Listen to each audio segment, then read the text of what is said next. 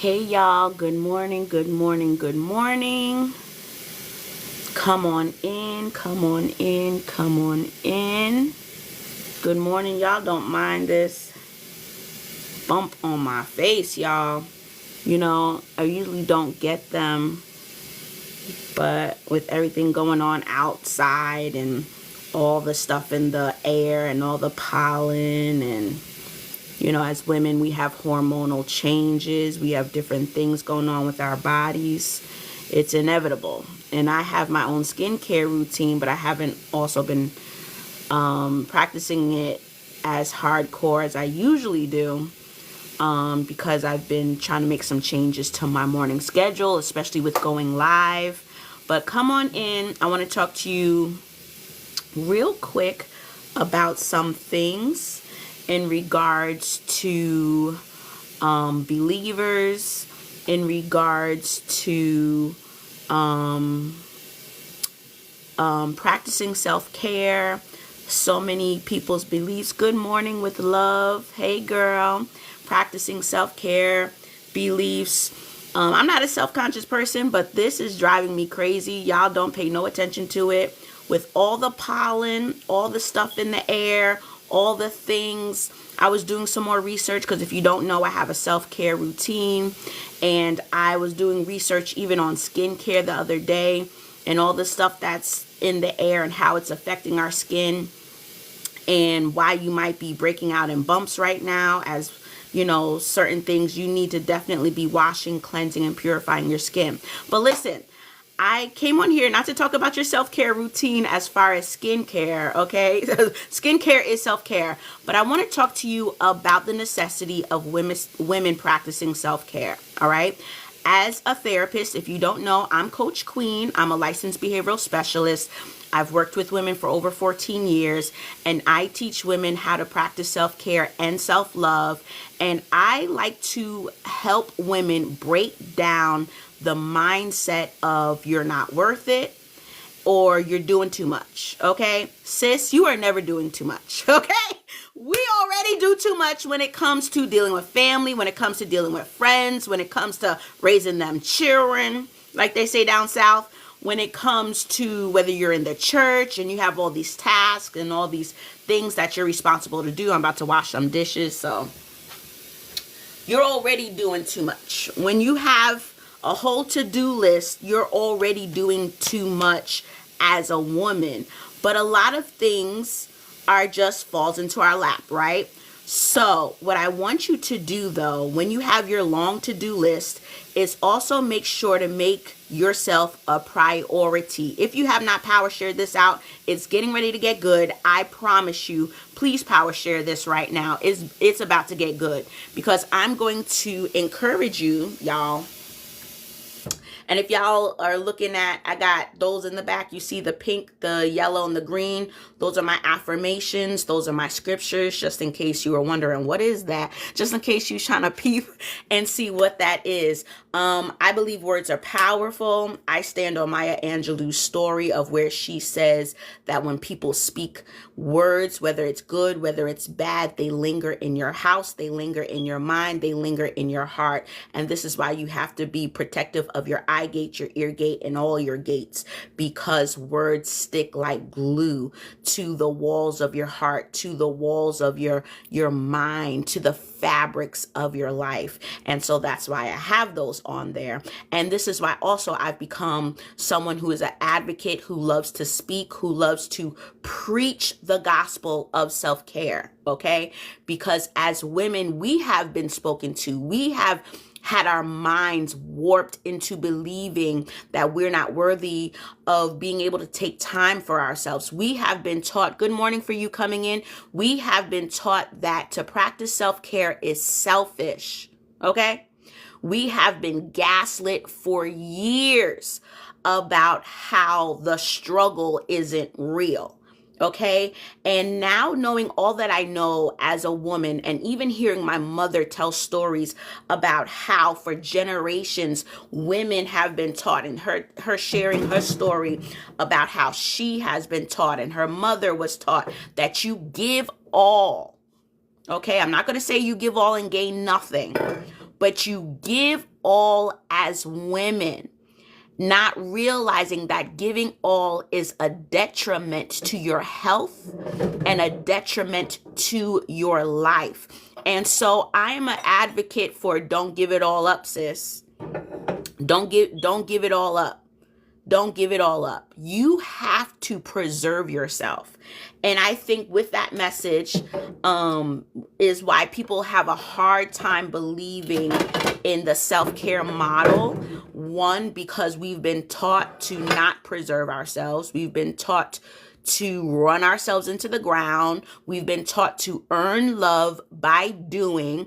And if you're a Christian who it has been taught or is teaching people, like leaders teaching people or modeling the whole structure of many evangelical and many Pentecostal churches is to work, grind yourself into the hole as if you're going to earn your seat in heaven. And that mindset, which I call post-traumatic slave syndrome, this mindset of you have to work. This traumatized brain lifestyle and society teaches you have to work to earn, when truly there are things that you don't have to break your back or have sweat on your brow in order to do. Good morning and God bless all of you coming in. And so a lot of people do not agree with the mindset, especially in the Christian community, okay? I am a therapist. I am a licensed behavioral specialist. I've been working in the field for 14 years, but I'm also a born-again Christian who has a lot of issues with how the church is modeling lifestyle. Okay? I have a huge issue with how the church is modeling lifestyle. Good morning for those of you coming in. And so as a born again believer, and I like to say believer because I feel like a lot of people could say that they're Christian, but they're not. Do you know what I'm saying? They don't live the Christ-like attributes. So I say a believer, okay? And that's just my preference. That's no shade, no shade, no shame, okay? But this mindset of working yourself into the ground. And once again, if you have not shared this, go ahead. And for those of you who have shared this, thank you tremendously. Thank you for the hearts. Thank you for all the likes. Right now, I have a special that anyone who subscribes this week, we only got a couple more days. Anyone who subscribes gets a free session with me. Once again, I've been working in this field for 14 years. And so a free session if you subscribe or become a subscriber. And that ends by this Sunday. Working yourself into the ground in order to work yourself into the kingdom of God when salvation is free. Love is free. God's love is free. God's love is unconditional. Now, I also don't, we're not going to go there. I was about to go down a rabbit hole. Let me tell you, I was about to say something. And then it would have took me down a whole rabbit hole. So I'm not going to say what I was about to say. But the mindset stemming from slavery, which is what I believe today is post-traumatic slave syndrome that's still in our mind. It's still in our brain. It's still in our heart. Okay? That you have to work your way to salvation, which is also now, that was born in slavery, but now is carried out through Christianity. You have to work your way to love.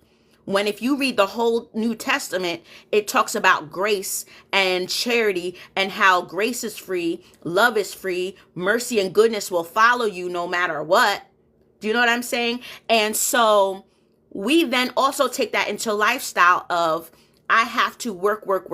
And that also is the American way, right? We slave and we work while the Europeans taking their breaks, taking their lunch, eating healthy food. The European lifestyle, now that I'm talking, is a self-care lifestyle. They go to work, they enjoy their work, they take a break for hours on end to go home and take a nap and to eat healthy food, spend time with family. And then if they decide to go, even in France, it's la la la, la la la. We go to parties and we don't talk about work.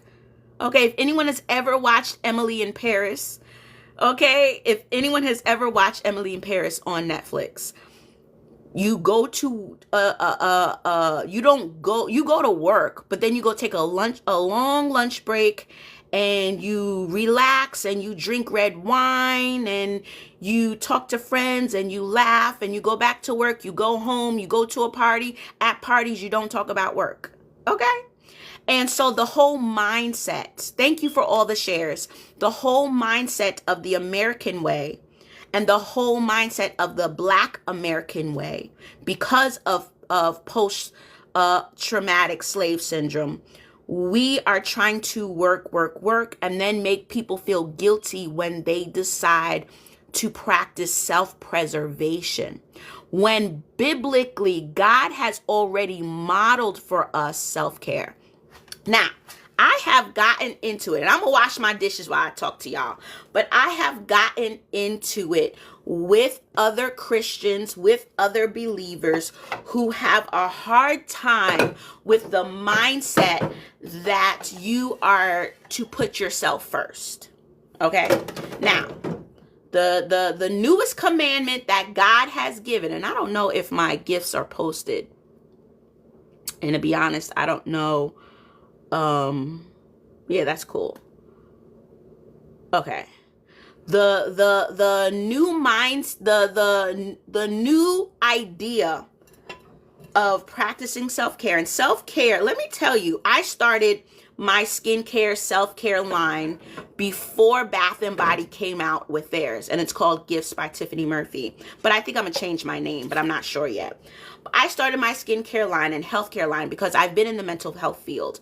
I realized even every morning I get up, I say prayer, I do my coffee, I do my skincare routine. I did not do it today because something had taken my attention. But,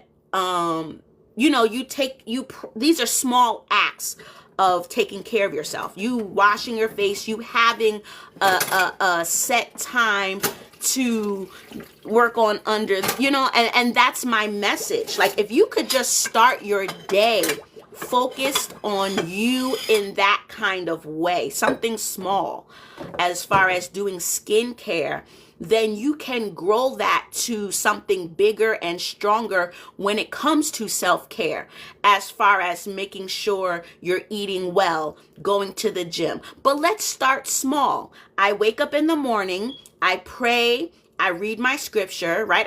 The creation talks to the creator, and then I do my skincare. And then I take care of, I do whatever, your shower, smaller, because people have to start with small. And then the mindset of, wow, this feels good. Okay, what else can I do? And going bigger and bigger and bigger, right? Kind of like the snowball effect we can do when we have finances or debt and stuff like that. But even with that, I've gone back and forth with Christians about self-care and doing things for yourself. And they are boggled when I say, do you know there's self-care in the Bible? Do you know that there's God practiced self-care in Genesis? Listen, Linda, okay? All y'all who think you have to work, you've been taught, and your brain and the faces that they make like, wait, what? Yeah, because you have been institutionalized to think that you could work your way to heaven. And then you want to enslave everybody else. And then when other people have a different point of view and have things, by the way, to back up what they're saying. And I'm not talking about I'm not talking about just the feelings or emotions. There are biblical principles. In the Bible, there are things that preach self-care. God has modeled, I don't even know if I could wash these dishes and talk to y'all, I'm gonna be honest. God has modeled self-care for us. When they say everything you need to know about how to live is in the Bible, they mean that. It is. Everything you need to know about life. Okay? What does Bible stand for? Basic instructions before leaving earth. Okay? God has modeled, God has stated, God has commanded, God has shown us how to live this life in every respect. In every respect. And so even when it comes to taking care of your life, your health, your family, your finances, for those who are so anti-prosperity gospel, first of all, I can go down a rabbit hole with that too. Okay? What is wrong with it? And there is no separate gospel from the gospel. Okay? Prosperity is part of the gospel. So there is no prosperity gospel. Prosperity is part of the gospel. Okay? God don't want you broke, poor, busted, and disgusted. And people who believe that have misquoted scripture, taking things out of context, and are too suffering from this post-traumatic slave syndrome. Okay? And we have things that have been passed down generation to generation, which I'm going to do a whole nother live of things passed down in the Black household. Like what happens in this house stays in this house. Okay? That's going to be a whole nother live, and I'm going to do a whole nother rant on that. Okay? And that's why we're sick. And this is why people have different addictions that they have to hide because they don't want to be judged. But anywho, I digress. I digress. Okay. So prosperity is financial. God doesn't want us to be broke, busted, or disgusted. And if Moses, Joseph, Abraham, the father of faith, David, King David, Solomon, the wisest and richest man, who are all men of God serving God, how come they could be rich but we can't? I really wonder sometimes, are we reading the same Bible? Like, what Bible? What are y'all? Huh? Who told you that? Kind of like, was it Phaedra and what's that girl's name? Portia.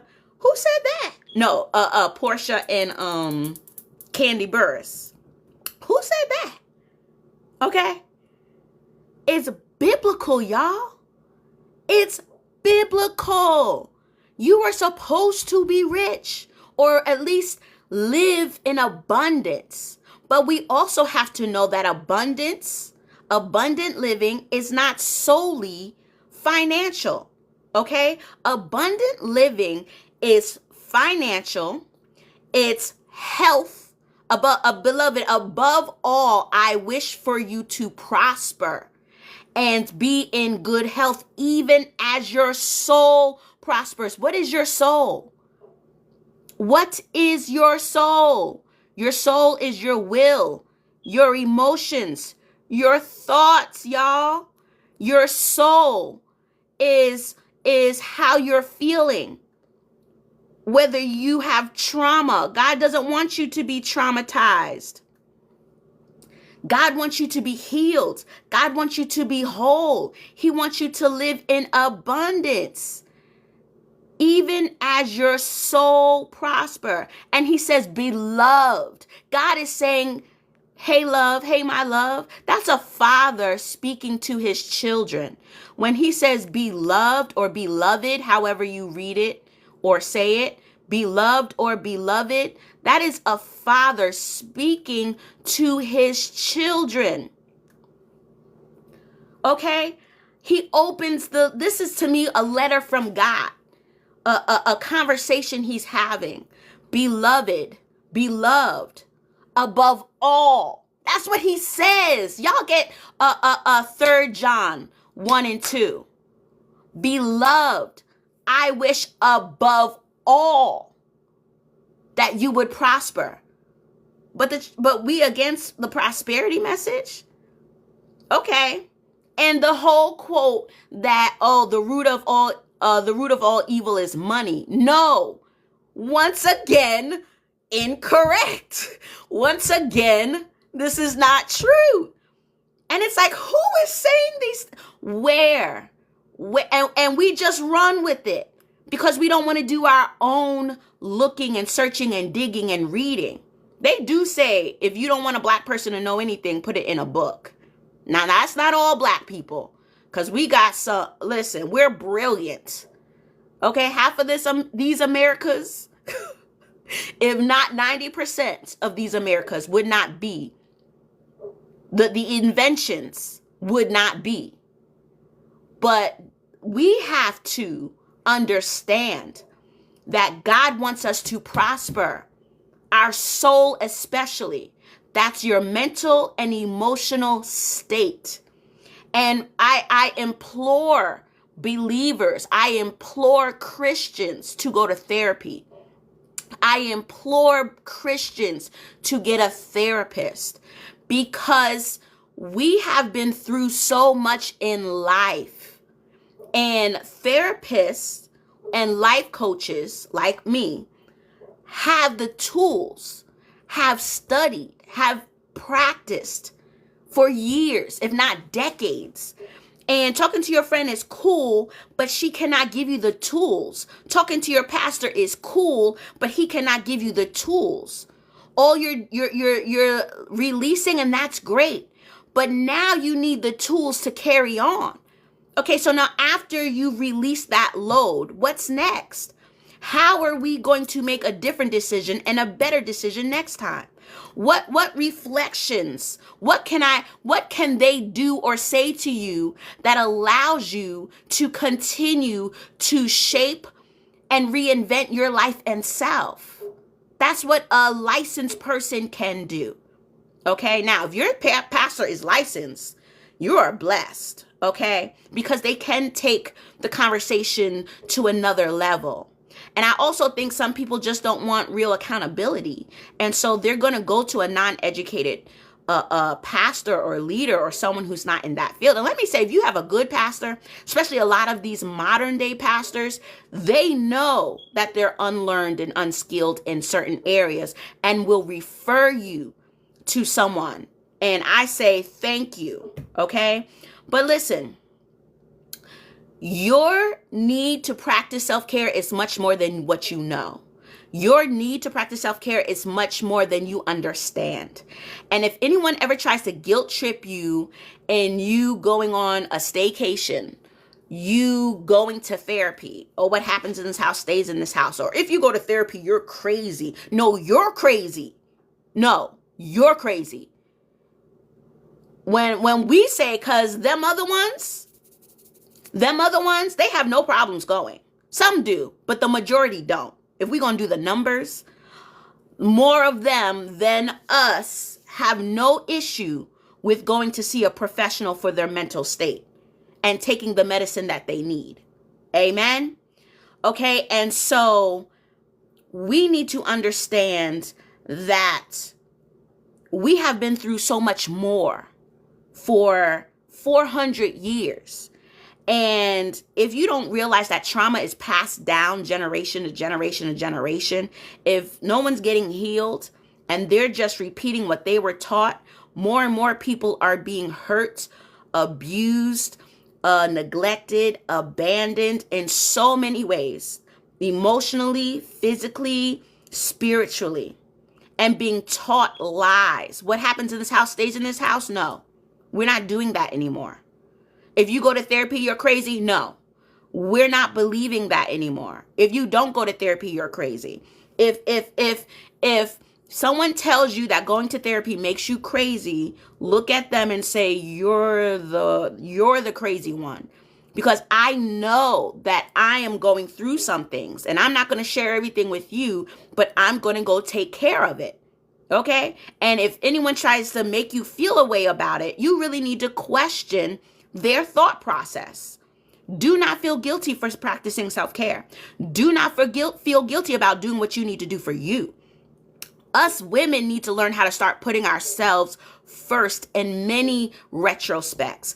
Us women need to learn how to start saying no more. I talked about people pleasing yesterday in my live. It's also on my YouTube channel. So if you're not following me on the YouTube channel, make sure you go ahead and subscribe to my YouTube, especially if TikTok, we got an extension, but we don't know what is going to happen.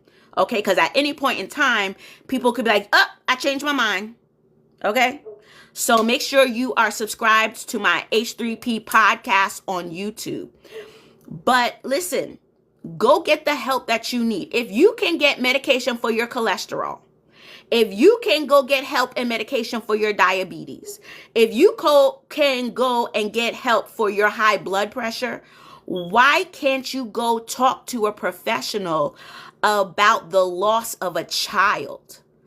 Why can't you go to a professional about a loss of a marriage? That's grief beyond grief. Why can't you go to talk to someone about the things that you've been experiencing because of your blackness at work? I remember when I grieved a job because I work hard and I take my job seriously. And I know the light of God is on me and they couldn't handle it. And I was very smart. They couldn't handle it. And I was a problem solver. And it was great that I solved many problems. But because it came from me, they could not handle it. And I was let go. And it hurt me to my core.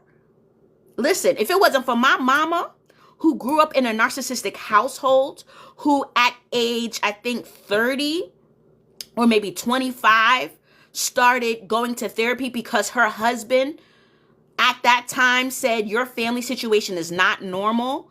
How you respond to things is not normal. Some of your ways of being is not normal. You need to go get help. And so she went to a therapist and taught me that therapy was good and it saved her life. Okay, because she was going to take her car and be gone. I can't even say it on TT, but the torment was so bad. The mental, emotional torment was so bad that she was going to leave her children behind, honey. Y'all could pick up what I'm putting down. And her husband was like, you need to go get help. And she did. And because of her being okay with mental health, I was subconsciously, I didn't even realize, oh, this is cool. And I went and got my degree. God spoke to me at age 16. Let me tell you, I was in high school. This is what God does with me. I was in high school and I was walking in the hallway and I entered into the office because I loved my principal.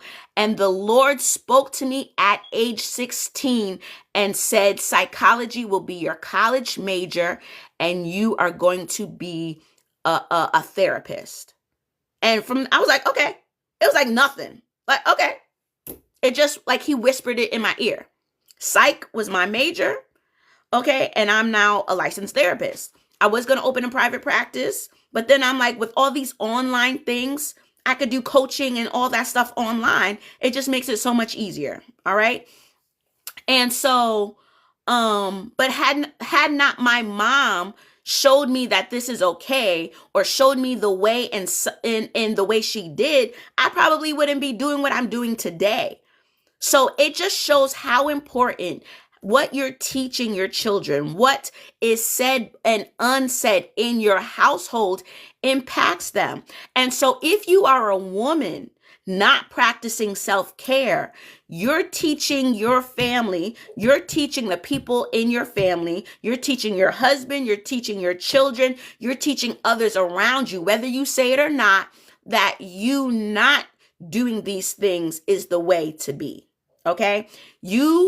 A lot of things People, family learn simply by watching you, not by what you say. And so if you're someone who goes to therapy, if you're someone who practices self-care, if you're a woman or a man who goes and takes time to themselves, whether you go fishing, whether you go to the spa, whether you go to therapy, you're teaching people that you care about you, that you take care of yourself. And that is why it's important. It's not just important so that you can get healed. It's not just important so that you can get whole. It's also important to practice self-care because you're teaching other people that you value you. You're teaching other people that you value yourself. And when you show people that you value you, then people will know that they will have to step up and value you too. When you show that you have set boundaries and stand on business, other people will know that you truly stand on boundaries and you truly stand on business. Listen. Bible, boundaries, business. Okay? I'm about to start washing these dishes finally.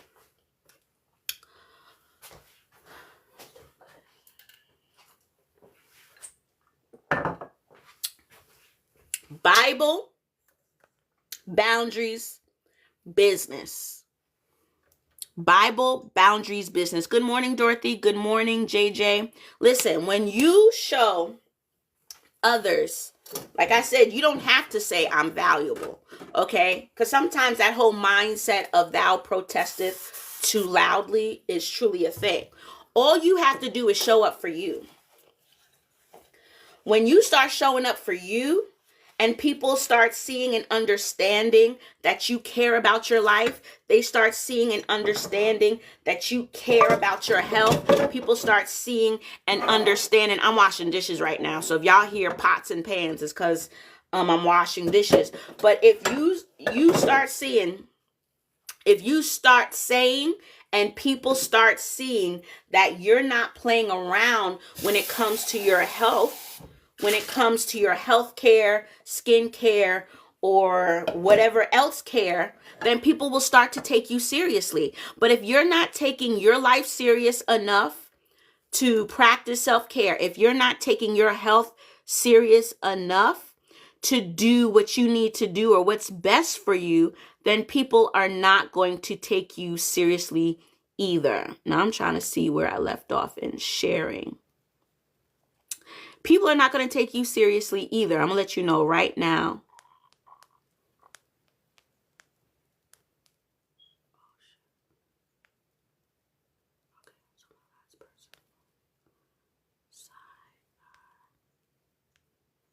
All right? If you're not taking yourself serious enough, can I do also a power share with this or no?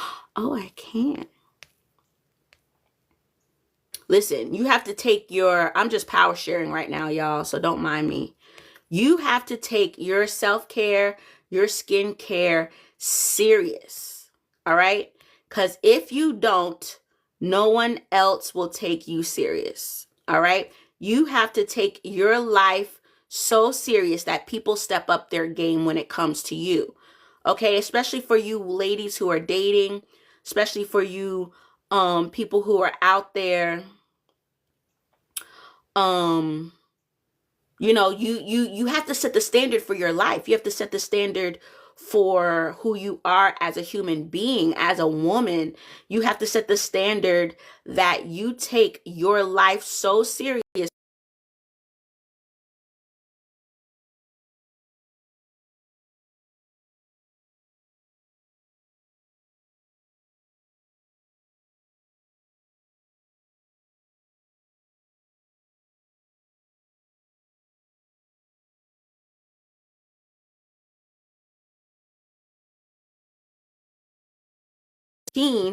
How will people take you seriously? If you don't have a skincare routine or a self-care routine, how will people take you seriously? If you don't go to the gym and work out and exercise, how will people know that you care about your body and your mind? I told my brother this the other day. I said, I know a lot of people go to the gym, or a lot of people think that others go to the gym to stay in shape, that other people go to the gym to look good, and that could be true too. But a lot of people go to the gym for their mental health. A lot of people go to the gym for their mental health because they realize that they feel good or they feel better when they're at the gym. They feel good or they feel better when they're working out. All those happy hormones that are being released is worth going to the gym for 30 minutes, 45 minutes, an hour, hour and a half, or however long you go. Now, I don't recommend going more than an hour and a half because you don't want to fatigue. And I had to learn that it's better for me to do my 30 minutes and be happy than to do an hour long and then want to skip the next day. Okay? I've learned it's better to do that 30 minutes something than to do a whole 2 hours, hour and a half, and then want to skip the next day.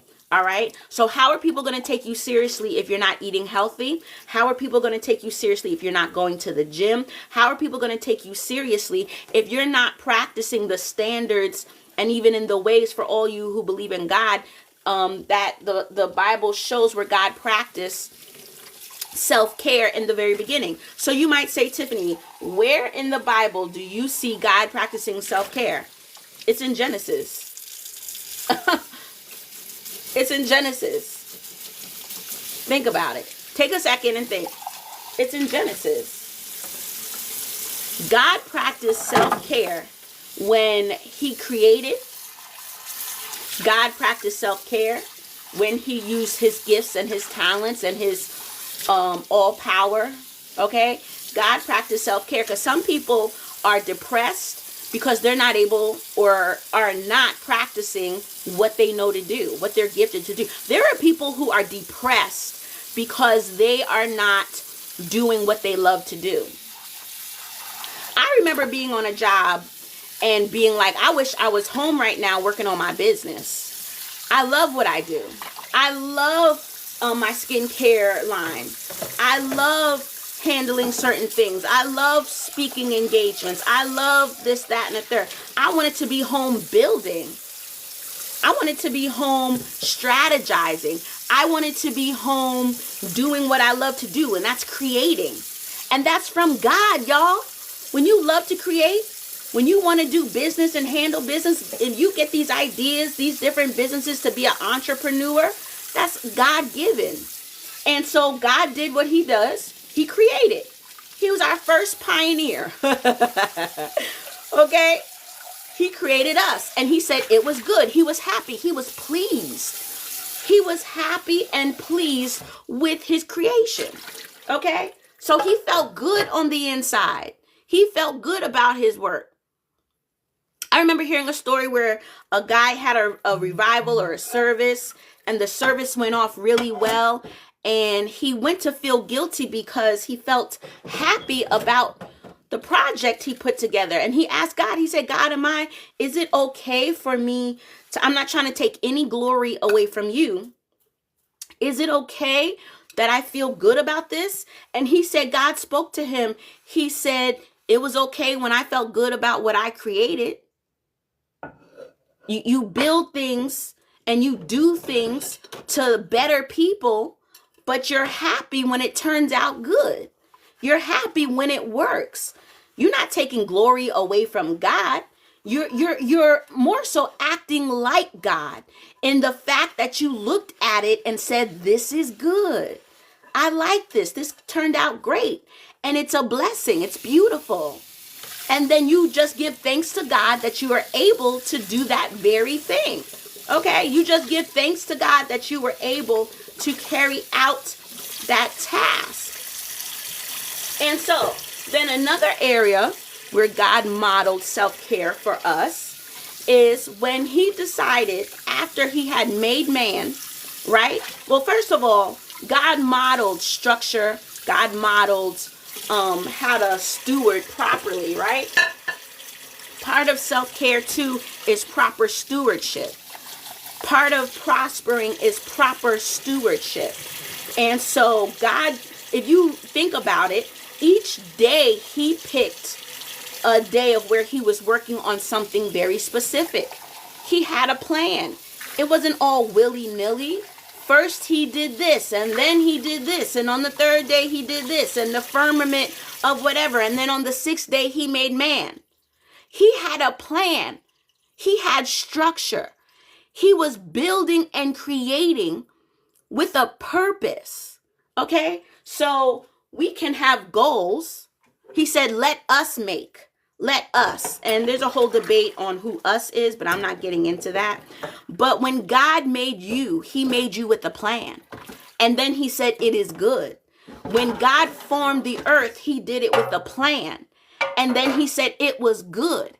And then when God finished building and creating, okay, that's why you got that heart's desire to build. That's why you have that strong desire to be an entrepreneur. It's the God in you. Point blank, period.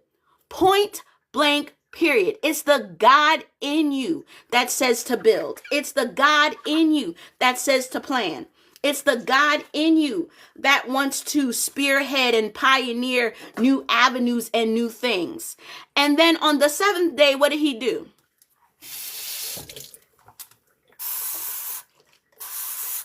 And on the seventh day, what did he do?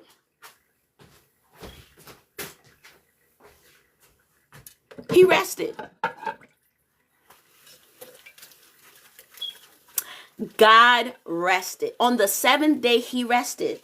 Okay, so if he's resting after all this working, why do we think we have to work? And I'm not talking about Rihanna. Work, and na na na na da da da da na na na na na. I don't know the words to that song, but work, and da da da da. Y'all know the words? Y'all help me out, because I don't know the words. Okay. Okay, so if God chose to rest, why are we working? We are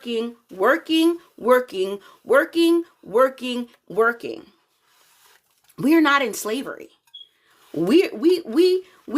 Yeah, your job may require you to do a lot, but you have to have structure. You have to have boundaries. You have to have a plan. You have to have family time. You have to have a vacation time.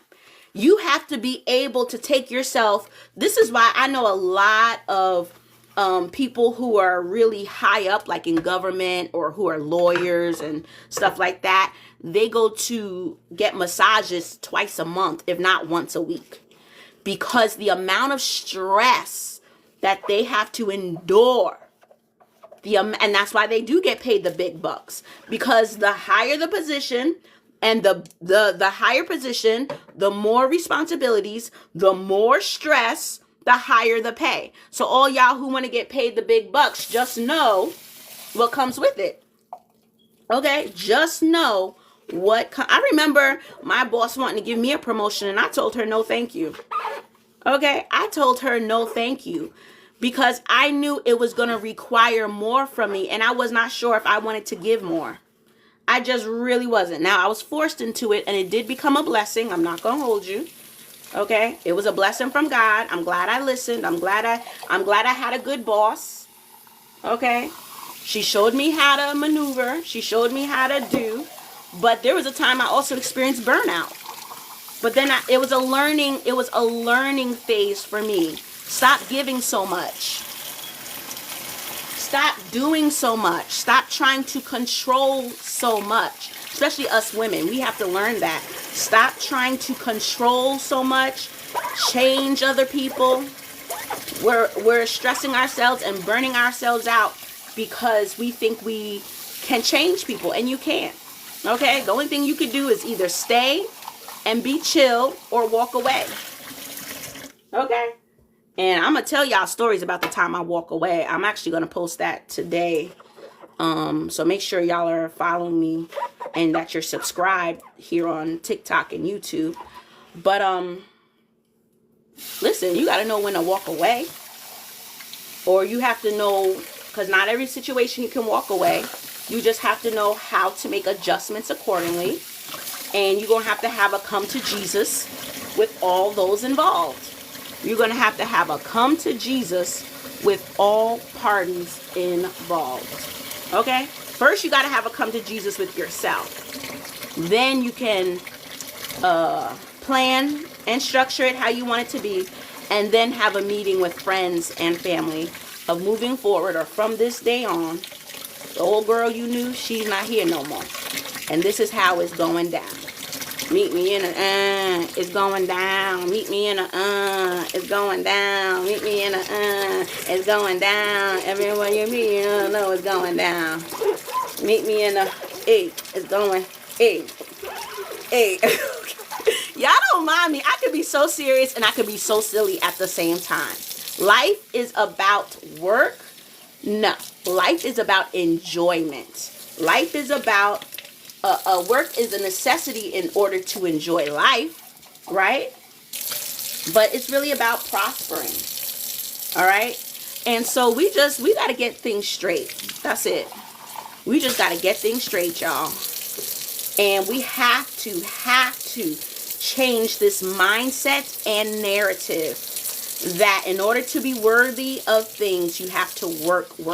Now, there are things you will never accumulate without knowing how to work hard for, right? Like, you can't be a millionaire and trillionaire or billionaire and you're lazy, okay?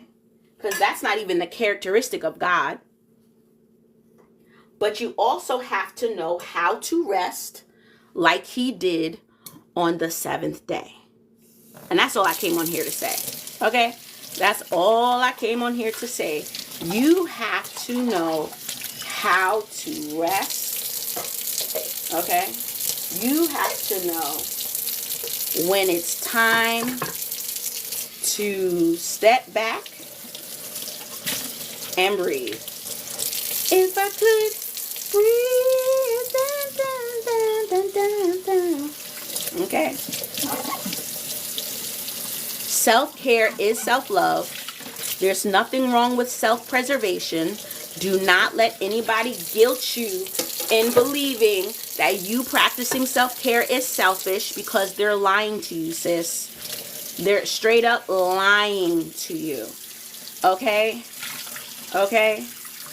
And even the conversations around, you know, how much, even when people question the necessity of someone, especially us women who have 5 jobs that we're required to do, you know, plus have our emotional and hormonal things that we have to keep balanced. And then they want to question why we want to practice self-care. To me, it's just absolutely ludicrous. It is absolutely ludicrous. All right? Don't let anybody gaslight you into thinking and believing that you don't work hard, or that, you know, practicing self-care makes you a part-time mom, or no. Okay, and let me tell you another thing, another reason why, for any mothers who may experience some type of mommy guilt, or any person in general, you know, like maybe I'm not working hard enough. That's a trauma response, okay? When you think you're not working hard enough, that's a trauma response, okay? When you think that people are going to look at you a certain way because you have set a schedule for some me time and alone time, that's a trauma response. And society has traumatized people. Society has lied to people, has taught people the wrong doctrine and the wrong theology, period. Okay?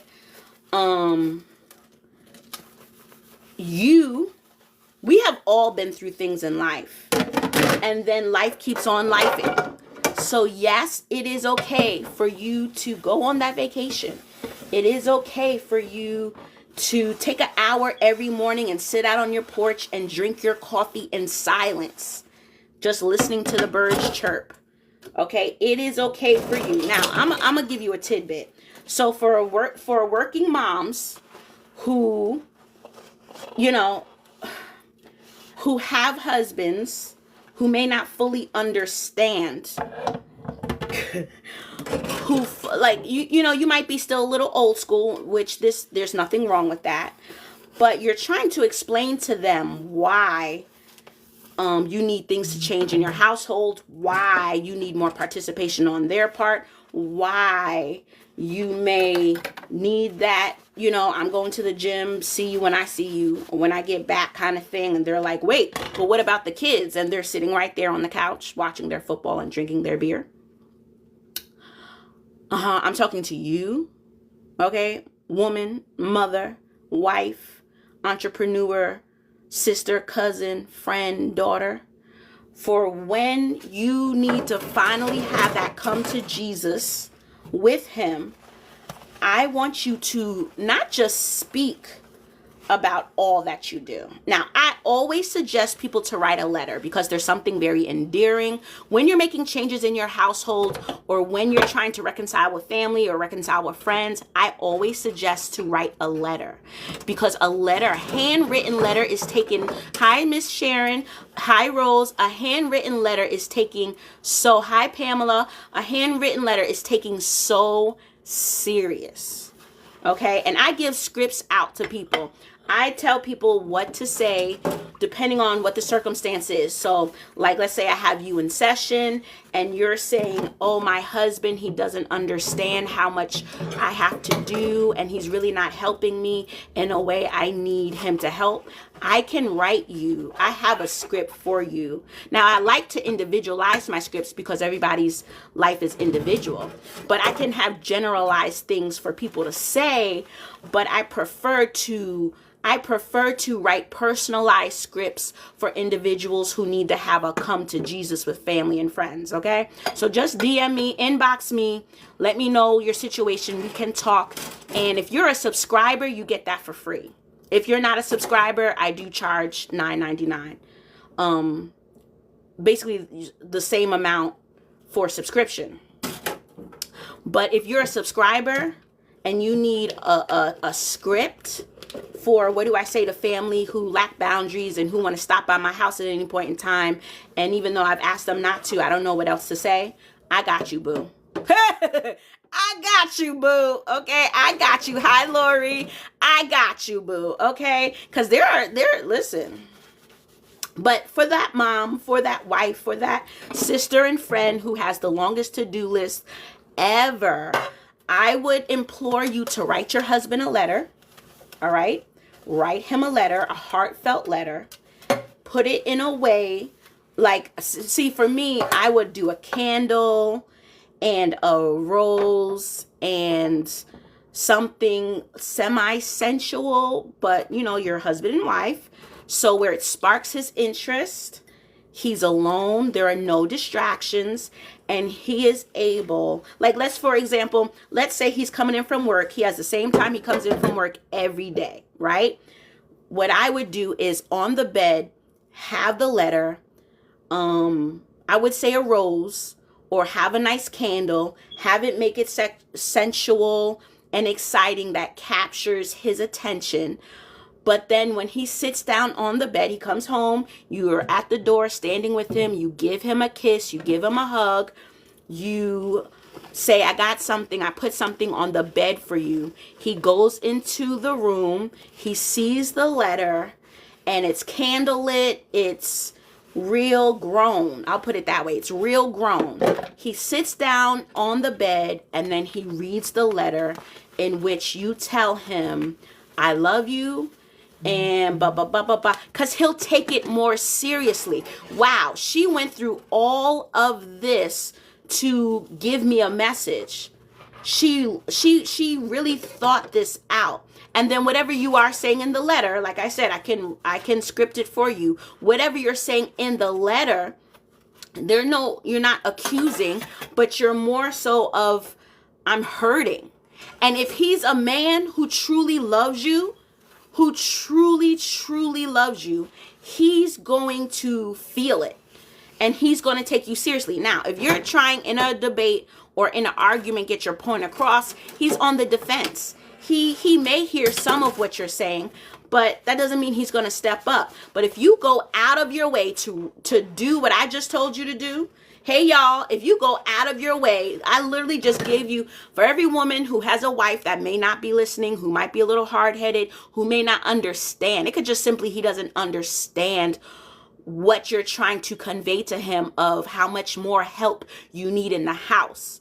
I just gave you the play-by-play of what to do.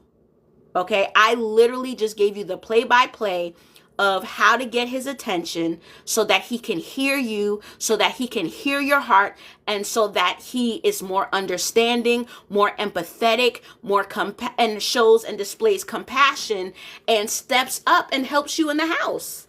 Okay? I just genuinely think, no offense to anyone, I just genuinely think a lot of guys don't get it. It's not because they're trying to hurt you. I think they just lack the awareness and the understanding. And I also think society has taught them how to tune us out. Okay? And let me tell you, us women, we can talk a lot. And they have already put it in their mind. We're just talking about a lot of nothing. They have already put it in their mind that we're talking a lot about nothing.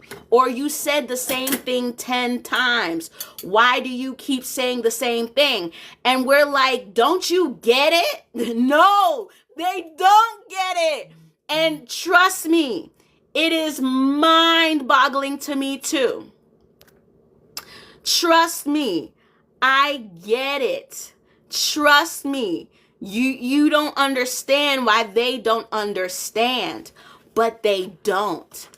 It's like you speaking Mandarin and them speaking Spanish. We're speaking two different languages. When they say men are from Mars and women are from Venus, that is true.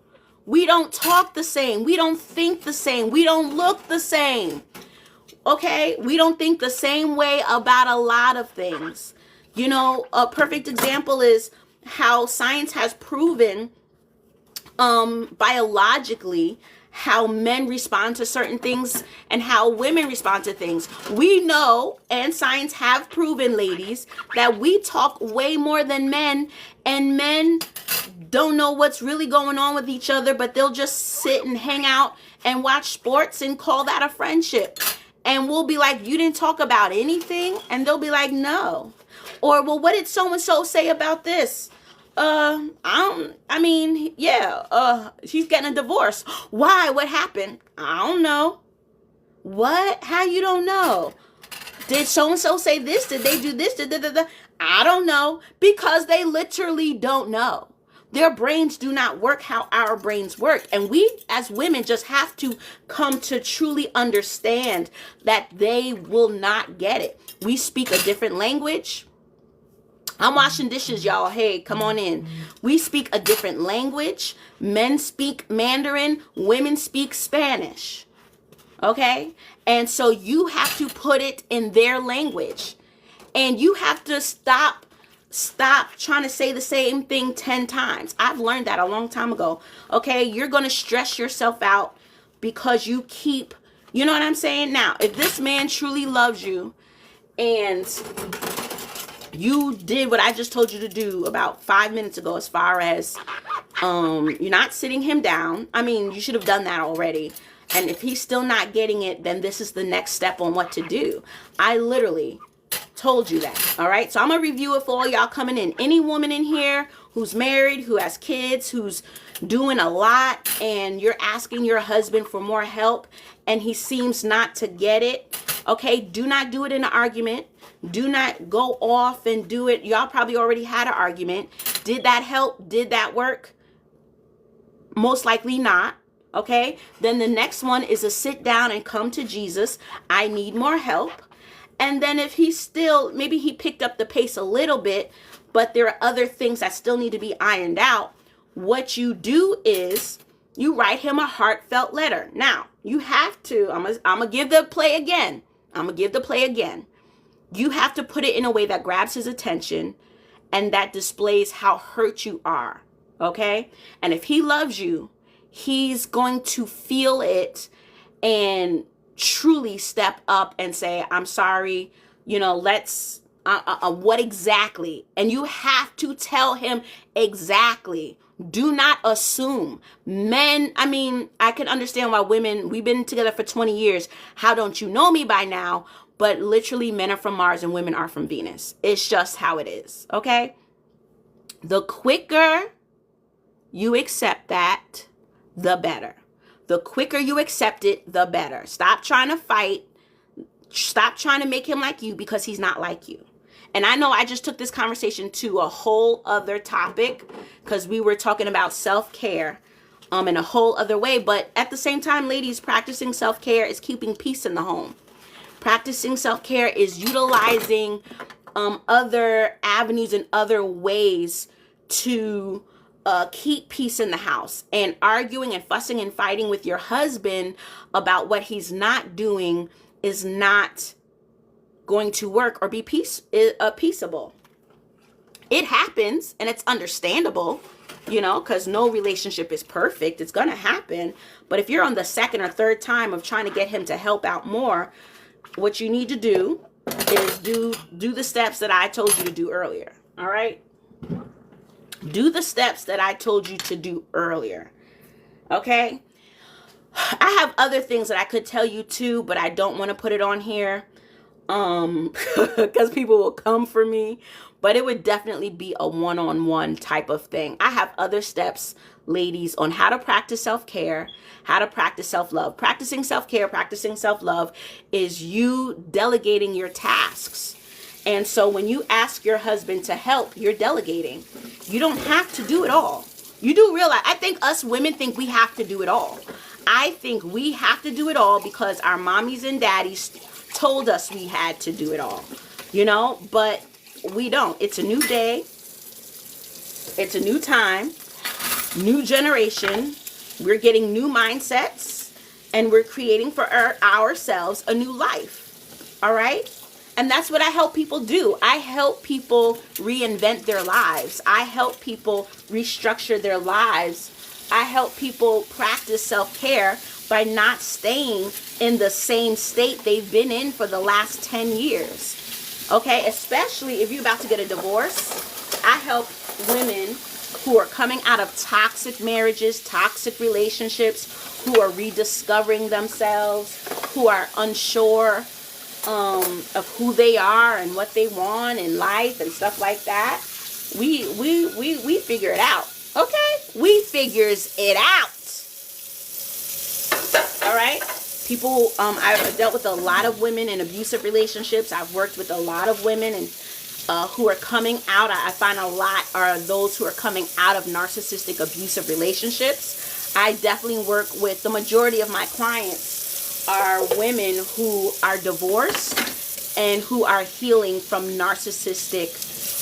Thank you for all the hearts. Thank you for all the likes. Listen, we're at 367. Can we get the likes up some? I help women who are healing and who are recovering from narcissistic abuse and trauma and childhood wounds. Okay? All right? I also help people who struggle with ADHD, who struggle with autism, because I've been in the autism field for 14 years. That is actually my specialty. But yeah, I deal with people who experience trauma. Is that better? I'm trying to wash these dishes, y'all. Okay? And so I encourage all persons. Another thing that's so funny is there are people who don't know they've been in abusive relationships. Like, one area that people don't talk about when it comes to abuse, when it comes to self-care, is finances. One area that people don't talk about when it comes to abuse, practicing self-care, because there are multiple areas of life and self-care that can be and should be practiced and talked about more. And that's finances, that's money. And so I know there are a lot of older women, especially in the church, but they're even outside of the church. There are a lot of women who have husbands who take care of the money and refuse to share the information when it comes to finances. That's financial abuse. That's they're being mistreated. They're being kept out of certain things in when it comes to their life. And they do not realize that can also be traumatizing. That can also be something that negatively impacts you and puts you in a hole. And you have to ask him, like he's, you know what I'm saying? Honey, huh? I got to ask you for what? So when I decided to go, and a lot of times those are men who had stay-at-home wives, or what they call SAHM, right? I don't know why I couldn't. SAHM, stay-at-home wives or moms, and then they don't want to share the information when it comes to finance. You're being mistreated. That's grounds for divorce. And I know people that, listen, these older ladies did not realize it until, I remember, I think my mom had gone to a church service.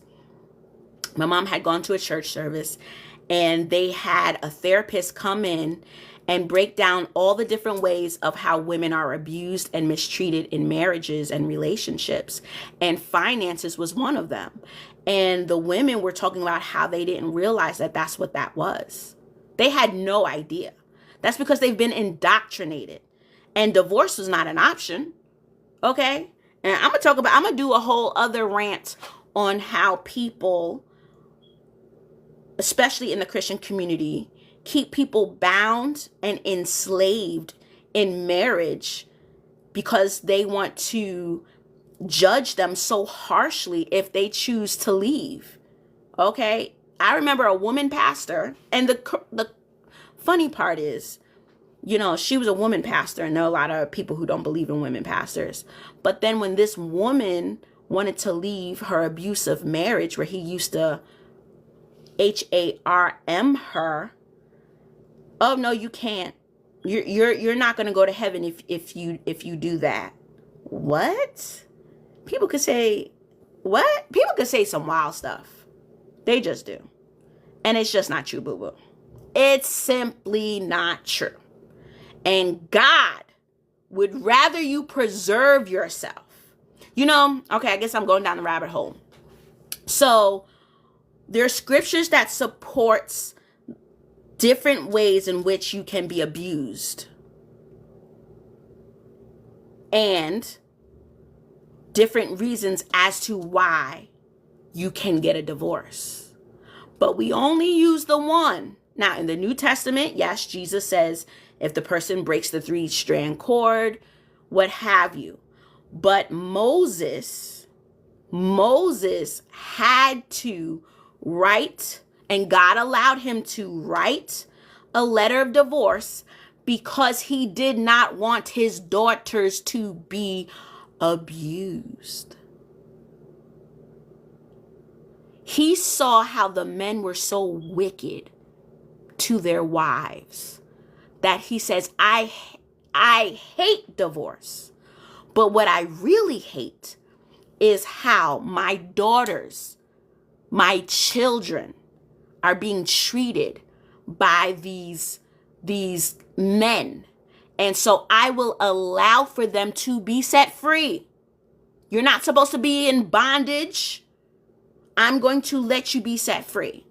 I don't like divorce for the simple fact of the reasons, not because it's a sin. No, what they're doing to you is a sin.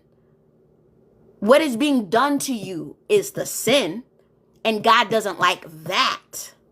Y'all, we gonna have some real conversations on here, let me tell you. Okay, we gonna have some real conversations on here. And this is why we're here. Because God says, above all, I wish that you would prosper and be in good health, even as your soul prosper. But we've been taught the complete opposite of what Jesus has said and what Jesus has done.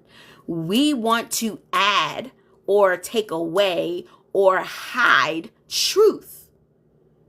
And we're not supposed to do that. It's right there in the word. What God says about this, what God says about that, it's right there in the word. So as a Christian therapist, I'm a therapist, but I also am a believer. I want to remind people of what God says in his word. I wish above all that you would prosper and be in good health. How are you going to be in good health and be in a toxic marriage? And how are the people and the leaders going to browbeat you into staying in a toxic marriage and then try to say what you did is sin, when what this man is doing is sin? Y'all don't want to get me started, okay? But what he is doing or what she is doing, because I have male clients, or I've met men who are going through it. It's not always just the man. They're going through it in their marriage, but they're scared of how they will be perceived. They're scared about doors being closed. They're scared about people judging them. They're scared because they've been taught that they're walking in sin if they decide to leave, when in actuality there's more possibilities of sinning when staying. Okay? I wish above all that you would prosper and be in good health, even as your soul prosper. Staying in that toxic situation is not prospering. Staying in that toxic marriage is not prospering. Okay? We're going to elevate to freedom. And you are free indeed when the sun sets you free. Okay? And when you get up out that relationship, you are free. You are free indeed. You are free indeed when you get up out that marriage. Okay? Do you hear me what I say? Do you hear me what I say? Okay. You are free indeed when you decide to not allow anyone to mistreat you, because God does not mistreat you. The Father, the King of Kings, Lord of Lords, does not mistreat you nor abuse you. And why should people be allowed to? Now, it's going to happen, but there's word on what to do concerning that. There are strategies, there are tips and tools concerning that. There is modeled behavior concerning that. Okay? And somebody may say, well, Jesus took up his cross and walked. Jesus gives us, we're given all a cross to bear. But I promise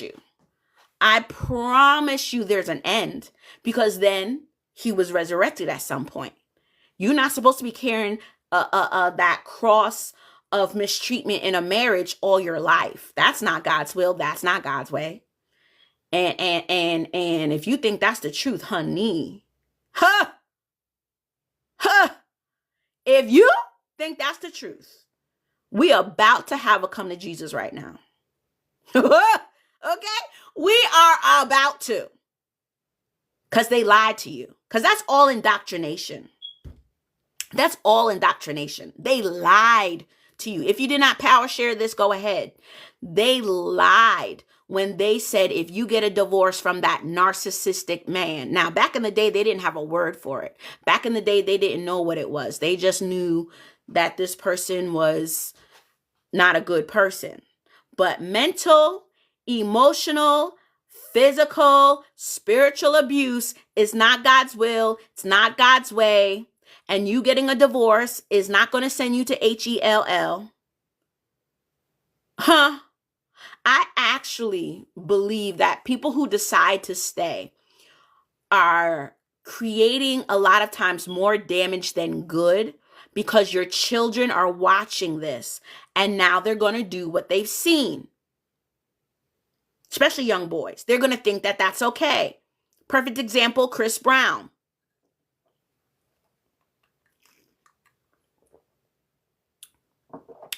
Perfect example, Chris Brown. Grew up in a household where his mama was being abused. And then here we got this grown man who's going around putting hands on people. Okay? Now, some people go the complete opposite way. Some kids do the complete opposite. Daddy or mommy was an alcoholic. They refuse to even touch a drop of it. But not everybody's the same. And certain things are in the bloodstream and in the bloodline. And certain traumas, infraction the thought process of a person. So as a mother or as a father or whomever is going through it, it is your job, it is your responsibility to protect your children, not only from harm doing done to them physically, but mentally and emotionally. It is your job to protect them.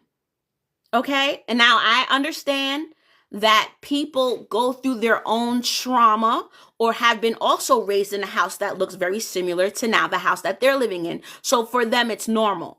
For them, it's normal.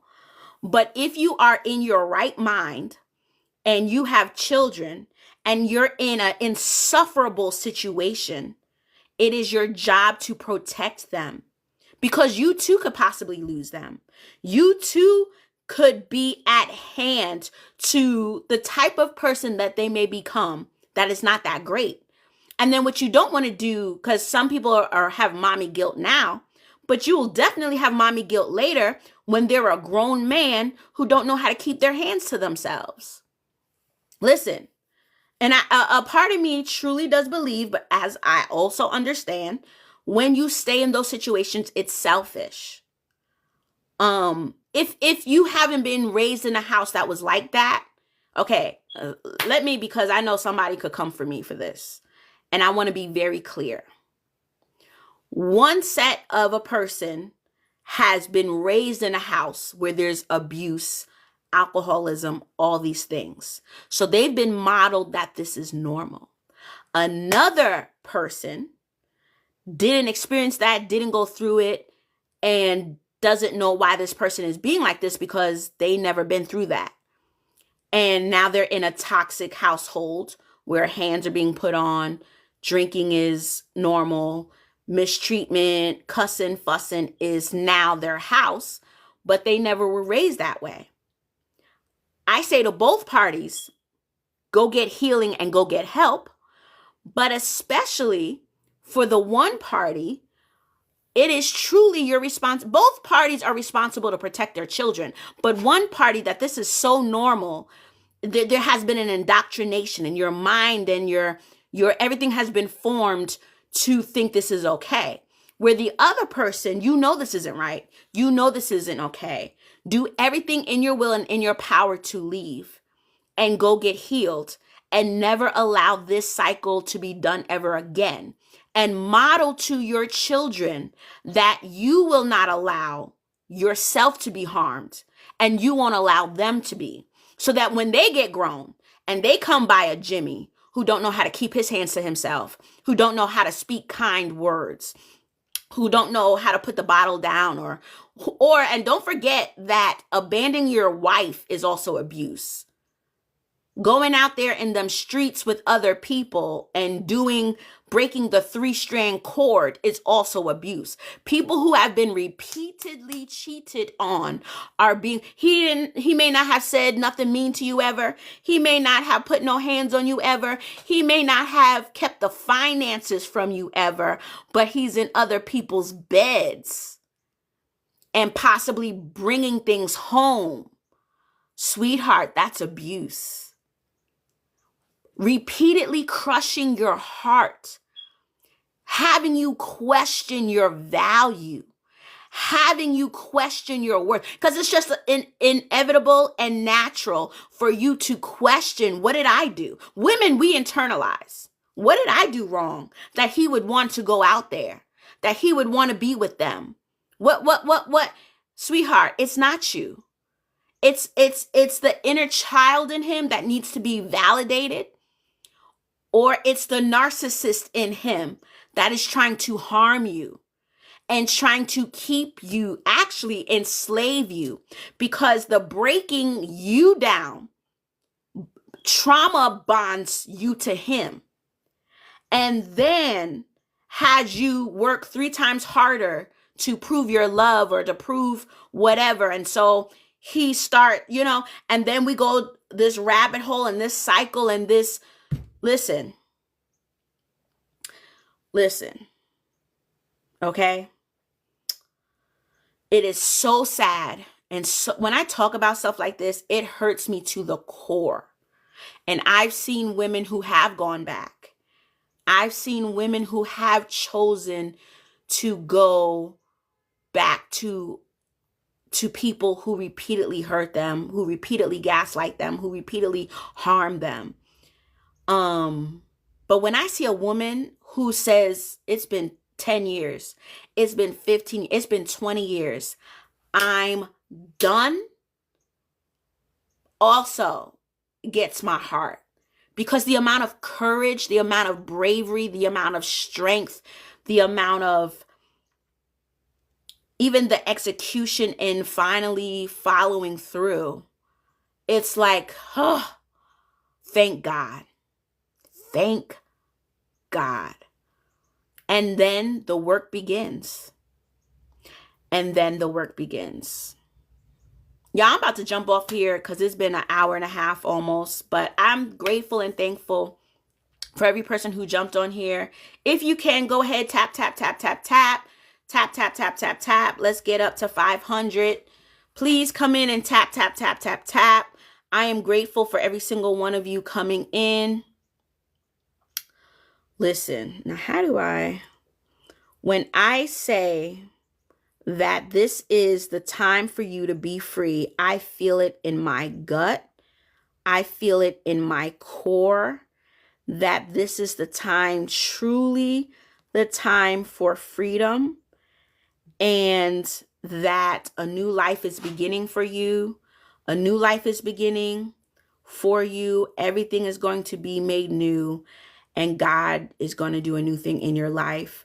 But you have to choose. You have to say that this is the day where I'm setting things ablaze. The old life is passing away, truly. Old mindsets, old ways of being. Neglecting myself, abandoning myself, not showing up for me because I'm so busy showing up for everybody else. Letting that person go. We're letting that go. That was the past. That's what we did in the past. That was back then. But now, moving forward, I am practicing self-care. I am practicing self-love.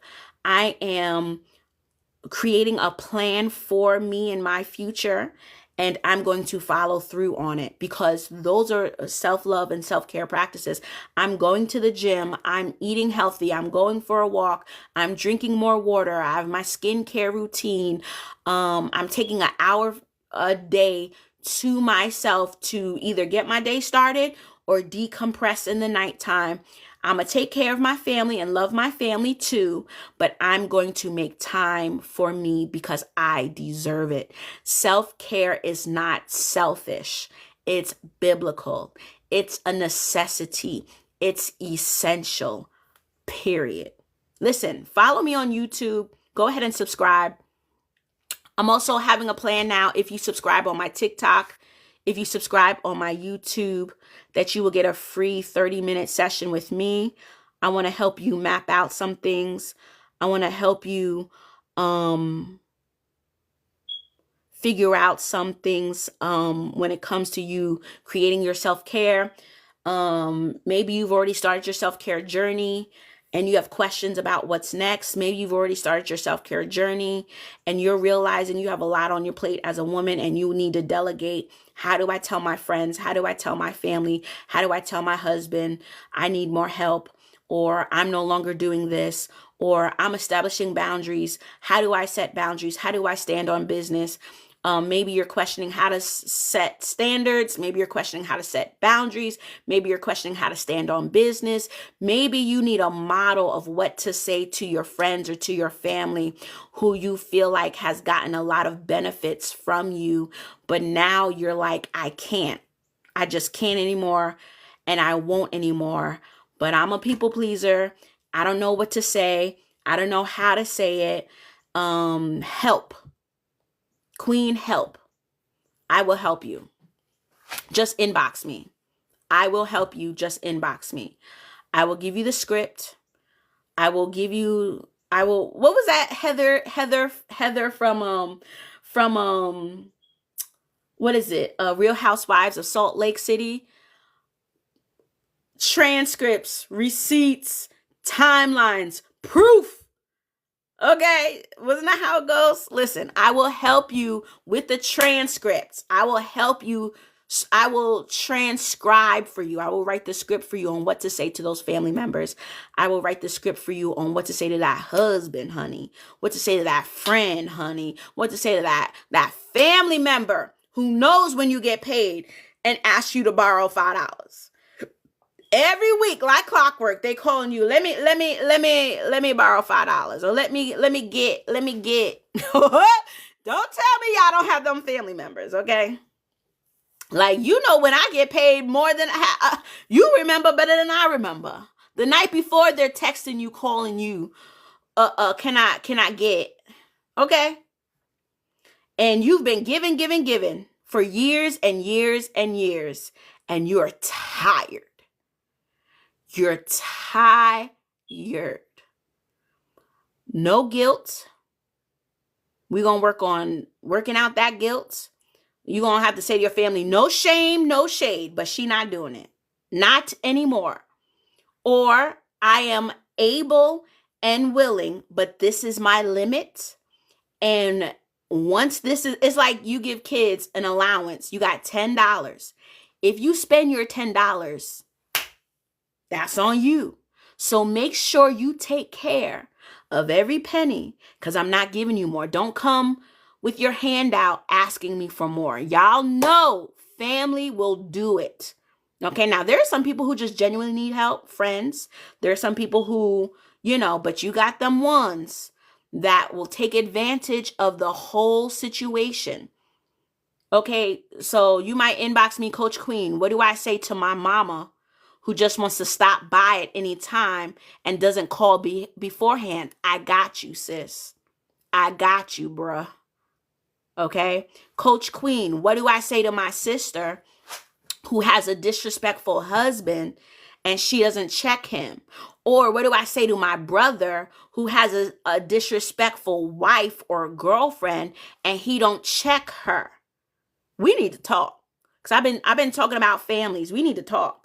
I've been talking about families. I've been putting up posts about families. I've been putting about posts about standards, boundaries, and standing on business. We're going to have a come to Jesus with your friends. We're going to have a come to Jesus with your family. I got the script for you. We're going to talk. Make sure you subscribe. If you subscribe, you get freebies. If you're not a subscriber, you do have to pay. You got to pay. But it's like you might as well subscribe. So that's what I tell people. But thank y'all. I love y'all. Be blessed. Have a great day. I'm about to get off here. But yeah, listen, I go live. Today was a pop-up live, and I'm glad I did it. Today was a pop-up because I usually go live Monday, Wednesday, Friday, 7:15 a.m. Monday, Wednesday, Friday, 7:15 a.m. Eastern Standard Time. Join me. Monday, Wednesday, Friday. Monday, Wednesday, Friday. Dun, dun, dun, dun, dun, dun, dun, dun. Isn't there a song like that? Monday, Tuesday, Wednesday, Thursday, Friday, Saturday, dun, dun, dun, dun. Monday, Tuesday, Wednesday, Thursday, Friday, dun, dun, dun, dun. Monday, Tuesday, Wednesday. That's just me? That's not a song? I'm pretty sure that's a song. I don't know who sang it, but it was back in the day when the Soul Train line was still going. I'm going to go practice my self-care. I'm going to finish drinking my coffee. I'm going to finish washing up these dishes. And I'm going to do my skincare and then go into the office. I pray y'all have the rest of a day, a beautiful day. Make sure, again, that you are subscribed to my YouTube channel. The link is in the bio. All right, subscribe and be blessed. Monday, Tuesday, Wednesday, Thursday, Friday. Monday, Tuesday, Wednesday, Thursday, Friday. Monday, Tuesday, Wednesday, Thursday, Friday. What a blessing it is to be a blessing. What a blessing it is to be a blessing. Monday, Tuesday, Wednesday. Oh, that's how you do that. Y'all, I'm still trying to learn some things on TikTok. Girl, we just talked about a whole lot. I see you came back, though. God bless. We just talked about a whole lot, but I see you came back. I appreciate the support.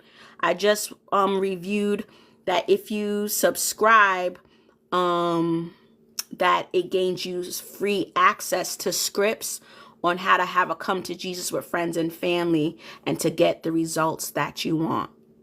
Okay? Inbox me, DM me. All right. Bye-bye.